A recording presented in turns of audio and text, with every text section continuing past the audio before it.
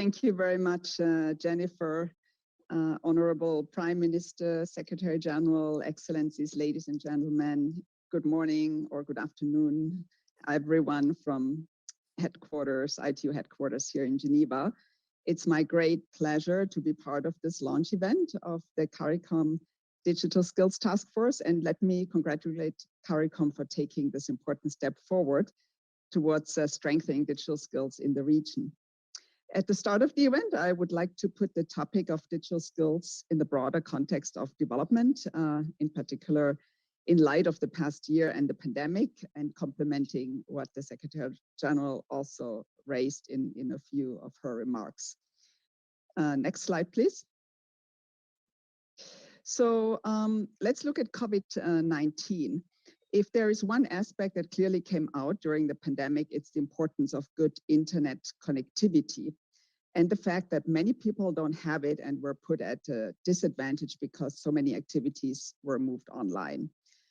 A few facts: according to UNESCO, 90% of schools were closed at some point during the pandemic, with 1.5 billion students affected or out of school. And those with remote learning capabilities had a huge advantage over those who didn't have that. ITU and UNICEF estimate that 2/3 of school children worldwide do not have internet access at home. Second, according to ILO, around 93% of the global workforce were affected by workplace closures. Again, those who had the privilege to do jobs that can be done remotely, and those who had the connectivity and capacity to do that were greatly favored. Now, in the future, we expect that some of the new ways of working and learning enabled by the use of technologies will continue. But according to ITU data, still 48% of the world population is offline. And we require reliable and affordable internet connection and digital skills to do this. So even when broadband connectivity is available, people are not yet using the internet, and we have to look into the why. I want to show you some data on that. If we can move to the next slide, because we have been looking at this gap, internet user gap, between people who are using the internet and people who live in an area that is covered by broadband connectivity. And you can see on that slide this gap, because globally around 90% of the world population now live in an area that has broadband service coverage, but only 52% are actually using the internet. So this is based on the latest ITU data. And if we look at this more closely, next slide, please. We can see that this internet user gap is the largest in the least developed countries. If we can, yeah. So you can see here on the right-hand side, you can see that in the least developed countries, less than 20% of people are using the internet. This is the red bar. And this compares to about 75% of people who actually live somewhere where they have broadband connectivity. So we have to understand this gap. Next slide, please. I have looked specifically at CARICOM data. This is ITU data to see how the gap looks like in this region. And I've put two data sets here, one that includes Haiti, which is the one on the left, and one that excludes Haiti, which is the one on the right. This is because Haiti has much lower values when it comes to mobile population coverage and internet users. And yet it has a large population, and therefore it impacts the regional averages a lot. So you see here, there's also in this region, you have this gap between people actually using the internet and those who live somewhere where they have broadband mobile connectivity. So again, the question arises, what are the main reasons for why people are not connecting? Next slide, please. And indeed, now we are getting to the topic of skills and education, because if you ask people who are not using the internet, and these are figures from developing countries, of why they are not online, a lot of the answers relate to, I don't know what the internet is, I don't know how to use it, I don't find it useful, etc., etc. So all of this can be linked to digital skills and education, which indeed is one of the key barriers to internet adoption in developing countries. So in this sense, the current crisis is also an opportunity because people are starting to value connectivity much more for work, for education, for entertainment, for social life, etc. Next slide, please. So COVID-19 also clearly brought about the existing and even the growing digital skills gap because the pandemic prompted a boom in the supply and use of digital tools, platforms, products, services, but that in turn required workers and citizens to develop their skills in the use of digital technologies. But in developing countries, right now, about 65% of the population actually lack skills to use the internet. And at the same time, there is a very strong growth of employment in ICT-related industries. Even during the pandemic, this industry experienced the highest growth. Yet we have a huge skills gap. I was trying to see for the skills gap in the Caribbean region. There's not a lot of data available. However, a recent survey by PricewaterhouseCoopers found that 40% of executives in the region think their organizations are behind in training workers with digital skills.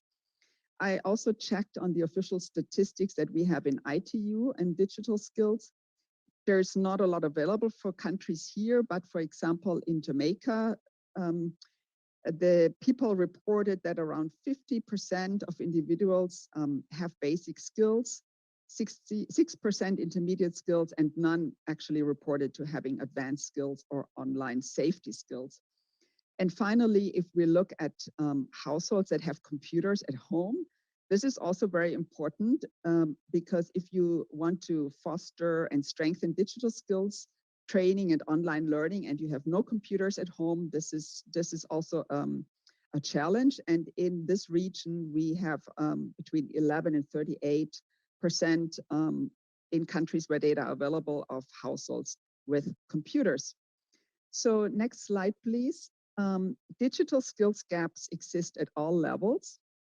On this slide, this is based on our digital skills toolkit. We have classified digital skills, if you could move to the next slide, please, into 3 categories: basic, intermediate, and advanced skills.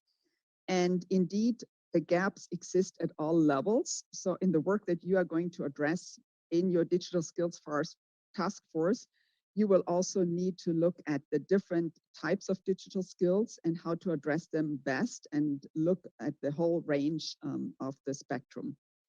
Next one.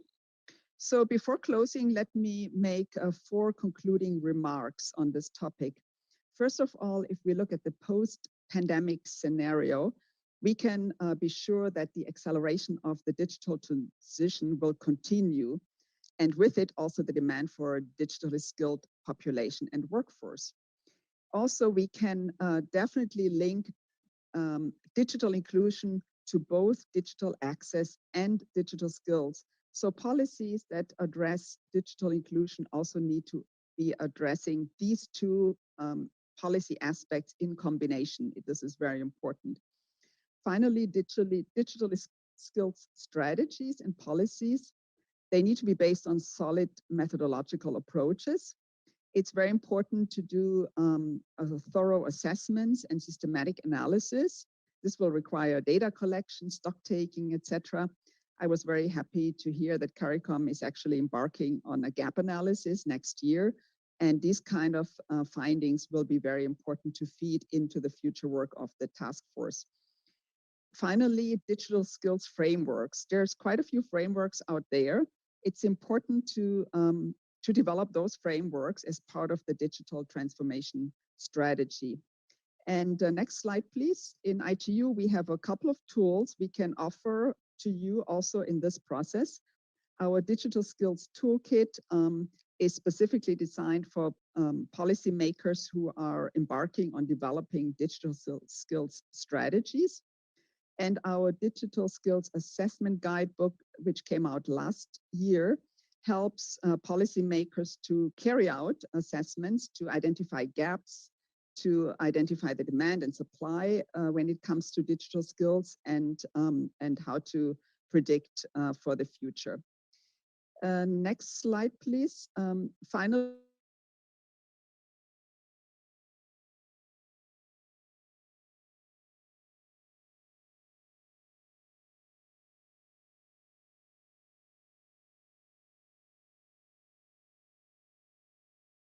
campaign is part of the global initiative on decent jobs for youth by the ILO.